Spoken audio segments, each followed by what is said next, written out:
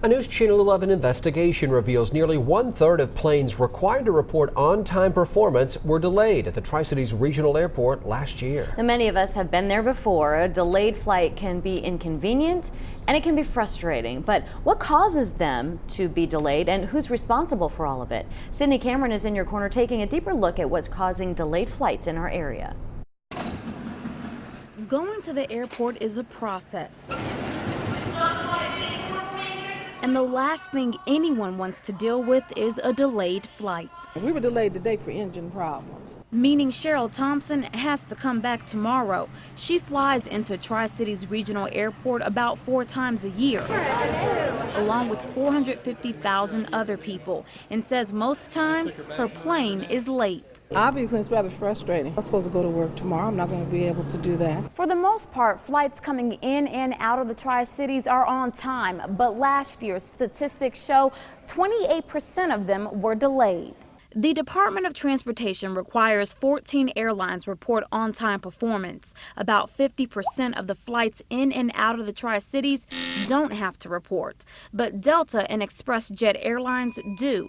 Out of the nearly 4,200 reporting flights, DOT records show nearly 1,200 were delayed 15 minutes or more in 2015.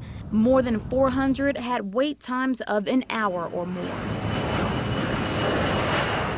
Looking at flight records that were complete, ExpressJet Airlines had the most delays, accounting for about 80% of delayed departures and arrivals. ExpressJet also had the longest delay reported in the Tri-Cities last year.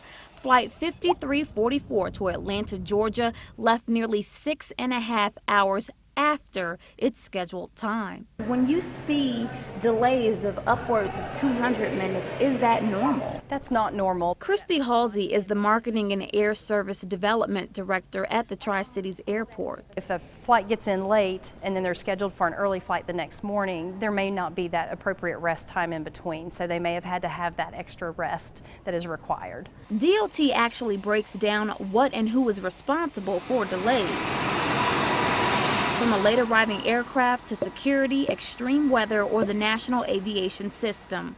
Records show Flight 5344 was scheduled to leave the Tri-Cities around 6 a.m., but was 4 hours late because of the air carrier, defined by DOT as circumstances within the airline's control, from maintenance to crew problems. The plane was delayed another 90 minutes because of a late arriving aircraft. In fact, most of the delays last year were because of late aircrafts or the carrier. But Halsey says you have to take these numbers with a grain of salt. The Department of Transportation report doesn't give the full big pictures of what actually is happening here at Tri-Cities Regional Airport. Halsey says all of the Allegiant, Piedmont, and PSA flights in and out of the Tri-Cities are excluded from DOT statistics. Well, the big picture is that we only have, we have 85% on time rate, which is better than average. Reporting carriers averaged an on-time arrival rate of about 80% last year, and a lot of folks have good experiences flying Tri. So all in all, how would you rate your experience?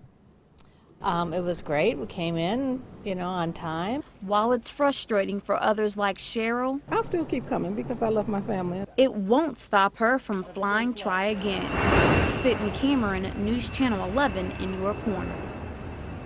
The latest Department of Transportation numbers show ExpressJet Airlines had the 3rd lowest on-time arrival rates in February.